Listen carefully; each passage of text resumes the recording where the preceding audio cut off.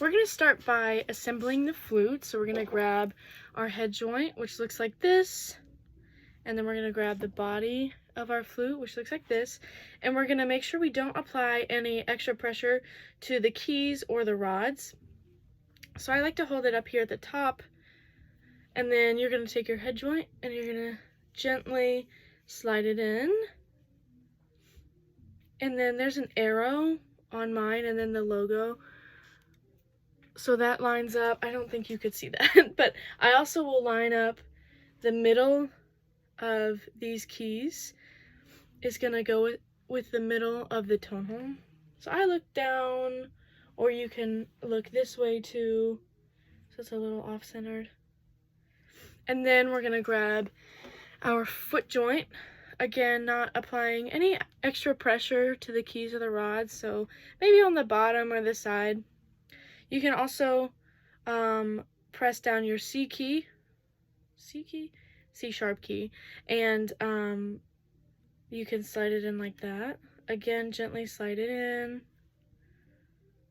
And then it's going to line up. This rod right here is going to line up with the middle of the key. So then I look down the middle and see how the whole flute is aligned. All right.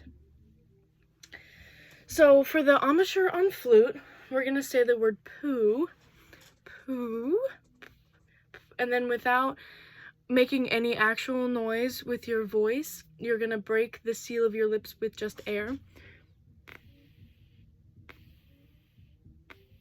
Just like that.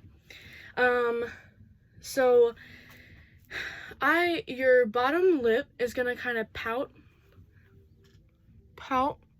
over the lip plate, kind of like that. And then your top lip is going to be right on top of your bottom lip. Sometimes when I'm playing, my top lip comes out and over my bottom lip. And your corners, you want to make sure your corners are nice and forward. They're not back and tight like this, but you want them nice and forward. So not like this, but more like this.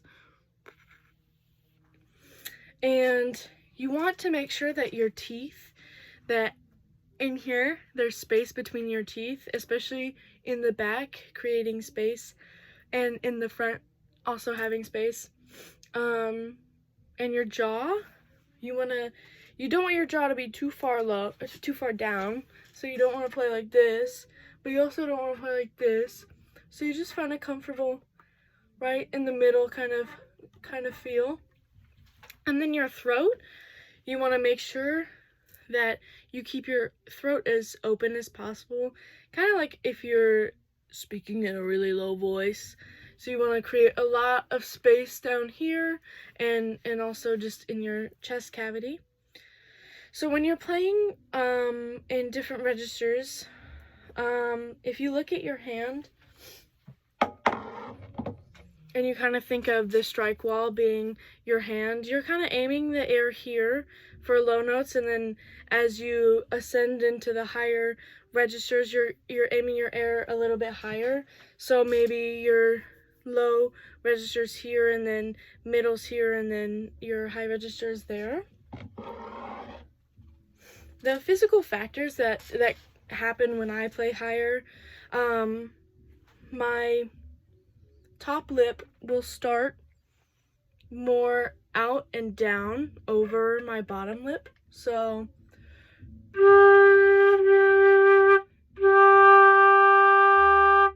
and then if I play a middle G, that was a low G. If I play a middle G, my bottom lip kind of comes out a little bit more. My top lip is going just a little bit further back to change the air direction. And then if I play a high G,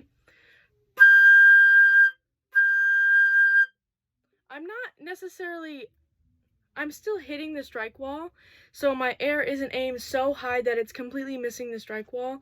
But again, my bottom lip will come even more out and pout a little bit more, and my top lip will then move back so that the air direction changes. another thing is airspeed.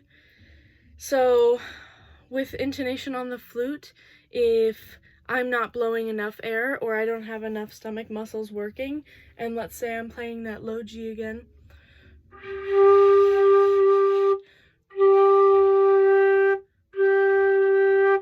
I don't have enough airspeed, so it's really, really flat.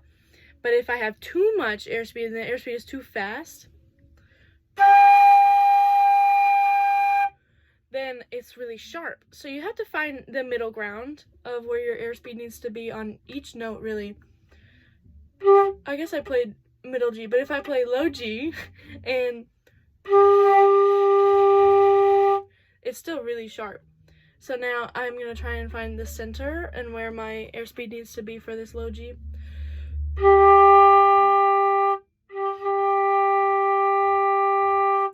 So if I change my airspeed like halfway through playing this low G, I'll start in the middle and then go down and then go up. So I'll start with my normal airspeed and then I'll slow down my airspeed and then I'll speed it up.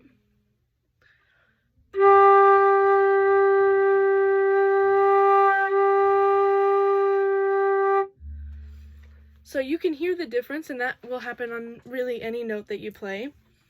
When you want to sound good on the flute, I would say some important things for me are opening my throat. I think we have a big resonant chamber here in our chest and in our throat, and having a smaller aperture. So just making sure you're saying, and almost like you're spitting out a grain of rice.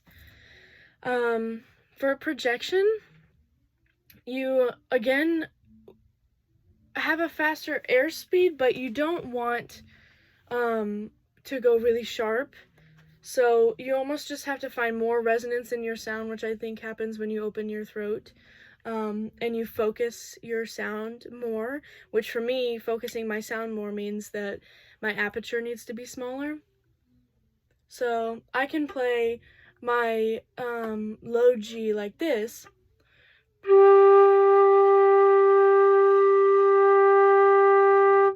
Or if I want to project more, I need to focus my sound more, which for me means making my aperture smaller and making sure my air direction is good. So already I have a much louder, more projected sound.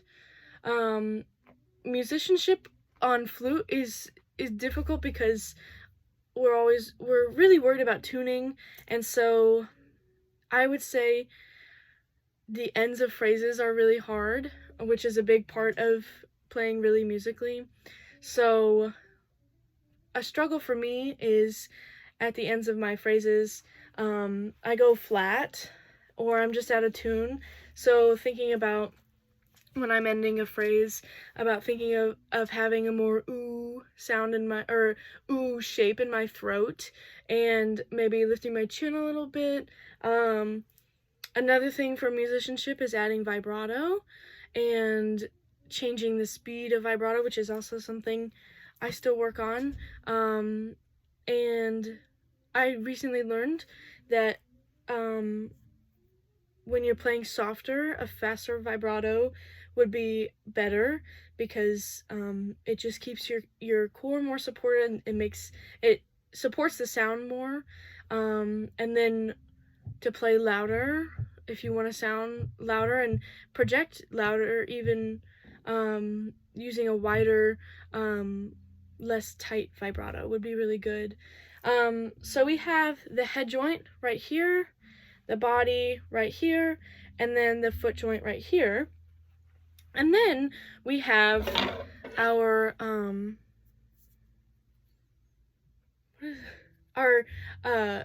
tuning stick. We can put this or a cleaning rod. This is actually our cleaning rod, but it is good for tuning because, and I'll show you, we can slide it in our head joint. So you're gonna take your head joint, don't add any pressure on the lid plate, but what's cool about our cleaning rod is that there's a little line right there you can see. So I'm gonna slide carefully slide this in, and then you can look in the tone hole and you can see where the line, oh, I don't know if you can see where the line is, but you would be able to see where the line is. It should be in the middle of the tone hole, and then you'll take it out. And if it's not, most likely, if your cork, which is up here, isn't in the right place, then the line will be further to the left of the center of the tone hole. And what you can do to fix that is unscrew this. I'm not going to do it because my flute doesn't need it, but you unscrew this end cap and you would push in, again, not applying any pressure on here, and it'll push in, and then you can tighten it again, and then keep checking and keep putting the cleaning rod in to see if it's in the center. That helps with tuning. Sometimes if your student is just wildly out of tune and they've pulled out or pushed in as much as they can, or like an unreasonable amount, and you're like, I don't know what's wrong, then it's most likely their cork. One of the most important things in producing a beautiful sound on the flute, I think, is opening up your throat more. That was a really hard concept for me. But yeah, creating a more resonant chamber here, and even like in your chest cavity, because I think that's where most of the resonance is, and in your mouth and in your throat. It's really important to have an open throat, or else the sound is closed off, and you could have technique down and you could have a lot of things down, but if you're not open and resonant, then it's not going to really sound good, and then the technique doesn't sound good. The 3 balance points. So we have the first balance point is right here. It's where the flute lays on your first finger. In between, mine lays in between these 2 keys right here. And then the second balance point is going to be your right thumb. And I have a thumb port there, but if I didn't, then it would be right here. That's another balance point. Again, mine lays kind of behind or a little to the left of my pointer finger. And then your third balance point is going to be where you place it on your chin and your mouth. So yeah, here's 1, here's 2, and here's 3. All right, and then one thing that helps your right hand pinky slide easier. So if you're playing E flat, low E flat, or anything, and you're using your D sharp key and you need to slide over to your C sharp or your C or even your B, I don't have a B key, you can use some nose grease or forehead grease. I have a lot of that, and it makes it so much easier to slide back and forth. So yeah. Another thing, some flutes, this wouldn't be on intermediate flutes or beginner flutes, but another thing is roller keys. Some professional flutes have roller keys, which can also help. So yeah, thanks.